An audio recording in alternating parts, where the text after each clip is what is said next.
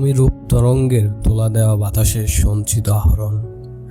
তুমি ভিয়েনার উপত্যকায় শতবার মন মাতানো শিহরণ। আমি পৃথিবীর প্রাচীন দেয়ালের মতো একা, যেখানে নেই কোনো রঙিন চিত্র আঁকা। আমার একাকিত্বে বয়ে যায় জীবনের ক্রোধ, রঙিন মুখ কিংবা হাসির কলরল স্রোত। কিন্তু সেই স্রোত আমাকে স্পর্শ করে না। মনে হয় আমি যেন অদৃশ্য দ্বীপের বাসিন্দা, সমুদ্রে ঢেউগুলো খুঁজে ফিরে অনিন্দ আত্মার নিন্দা।